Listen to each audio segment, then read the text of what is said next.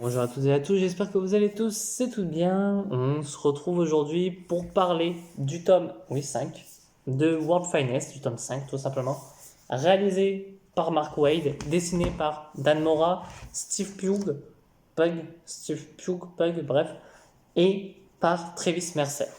Alors, qu'est-ce que ça va nous raconter? On a les petits elfes de la cinquième dimension, oui, oui, si je me trompe pas, c'est cinquième dimension. Attendez, que je me trompe pas.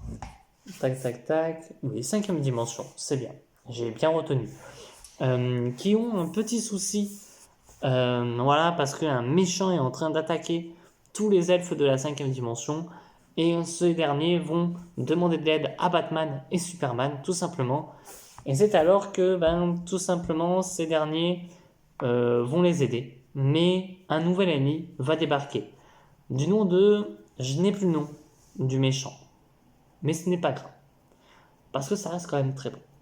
C'est un bon titre. Voilà, c'est pas... Alors, si on devait mettre une note, c'est pas non plus au sommet des précédents. Alors en fait, ce que je trouve drôle, c'est que pour le World Finest, t'as toujours des montagnes russes. Et là, c'est plus en descente. Mais pas en grosse descente. C'est une petite descente. Mais en mode... si on l'avait pas lu, c'était pas grave, quoi. Si on n'avait pas tout lu, ça changeait rien, c'était pas si grave que ça, tu vois. C'était pas quelque chose qui allait avoir de l'importance. C'est pas quelque chose où je vais dire foncer dessus, etc. Mais c'est quand même bien de le dire. On a, voilà, donc de très beaux dessins. Par contre, parce que Dan Mora fait un travail exceptionnel, voilà. On a une histoire avec Lex Luthor et le Joker. Vous connaissez mon amour un peu pour Lex, enfin pour le Joker, pardon, qui ouais, un peu le comic relief à ce moment-là. Enfin, comic relief, vous m'avez compris. J'avoue que j'ai pas tout coup suivi là à ce moment-là. Est-ce que ça va servir, j'espère, pour la suite. Mais j'avoue que c'était pas non plus le truc le plus intriguant au monde. Alors, par contre, j'aime beaucoup. Alors, c'est dommage même parce que dès la première issue, attendez que je vous retrouve ça. Oui, qui sont dans le rocher d'éternité, j'ai l'impression. Mais bon, j'ai pas tout suivi, pas tout compris de quoi ça parlait.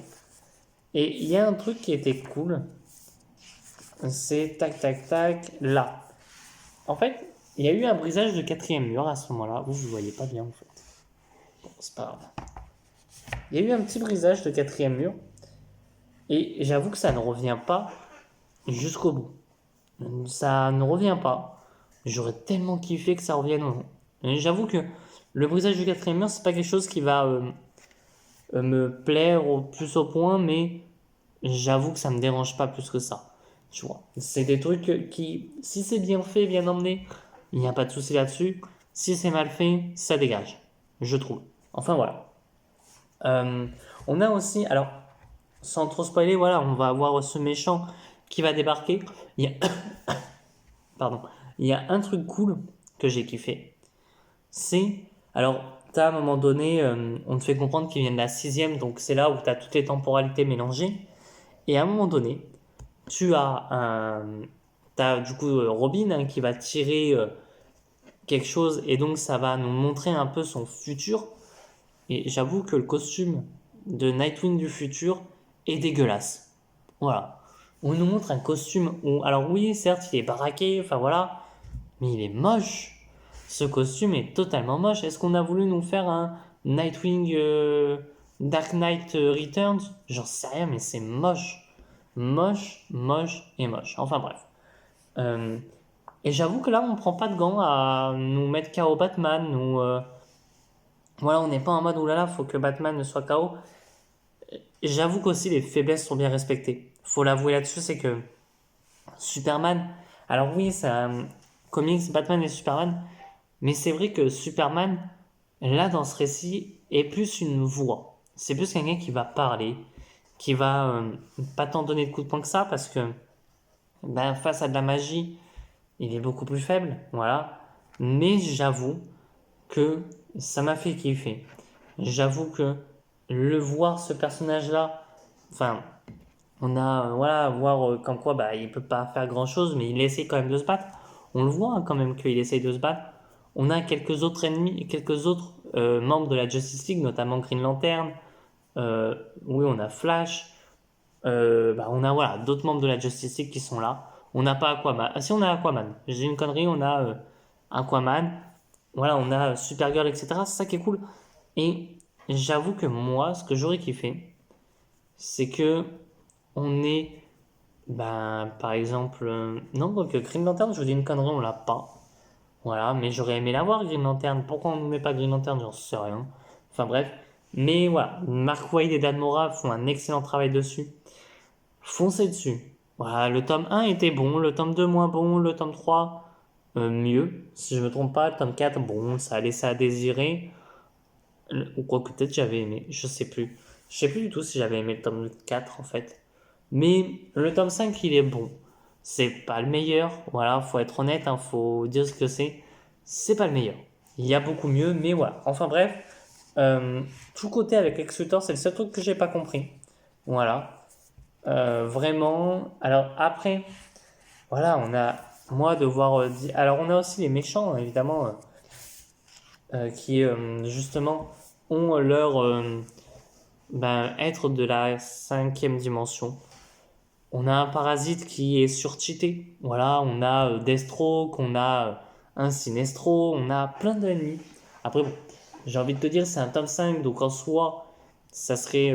Ah, si on a Green Arrow, c'est vrai qu'on a un Green Arrow quand même. On a Green Arrow, alors, on n'a pas le lettre de la cinquième dimension, mais c'est vrai qu'on a Green Arrow dans ce comics et moi, ça me fait beaucoup plaisir. Voilà. J'avoue que moi, tu me fais un jeu Green Arrow, je serai le premier à l'acheter. Voilà, j'y vais Day One. Je suis le premier à acheter le jeu Green Arrow, tout simplement. Mais voilà, on a Malcolm Merlin. Voilà, on a des méchants qui euh, sont cool. Alors bon, Cheetah, c'est vrai qu'après, ce qui est dommage, c'est qu'on n'a pas vu tous les combats. Moi, j'aurais aimé voir tous les combats. Et on va avoir dans ce récit aussi Jimmy Olsen, qui va se passer un truc avec Jimmy. J'en parlerai pas plus que ça, mais il va se passer quelque chose qui va faire que ce dernier ne va plus être le Jimmy Olsen qu'on va connaître. En fait, là, il va avoir. Alors, sans spoiler, voilà, il va se passer des choses et tout. Notamment le moment où, avec toute l'histoire, là, c'est une grosse référence à tout ce qui s'est passé pour l'histoire de Jimmy Olsen, hein, je pense. On va le voir sous toutes ses formes, en mode plastique, en mode loup-garou, en mode voilà. Et ils vont l'appeler ça l'escadron Olsen, certes, mais bon. Mais c'est assez cool de voir ça. Franchement, moi j'ai vraiment kiffé ma lecture. J'en parle notamment, je vais en parler notamment dans l'émission Comics Corp, évidemment, mais c'est vrai que, comme je disais pour Spider-Man, mais je sais pas si laquelle sortira avant ou pas, euh, c'est que je vais en parler maintenant, des récits. Enfin voilà, que j'ai lu, parce que je me dis c'est toujours bon. Bref, euh, pas grand chose à dire sur ce tome, ouais, c'est un petit tome. Euh, on a bon un Batman et un non on a une armure Batman posée sur Superman pour qu'il puisse arrêter la magie, enfin voilà, pas être sous l'effet de la magie. Pourquoi pas? Même si ça me saoule de voir un Superman dans une armure. Allez, c'est pas grave, on est à un moment donné, ok, pas de souci, mais enfin voilà. Sur ce, n'hésitez pas à me dire ce que vous avez pensé de World Finest. Voilà, tome 5. Moi je vous dis à très bientôt, à très vite pour de prochaines vidéos. Allez, ciao tout le monde.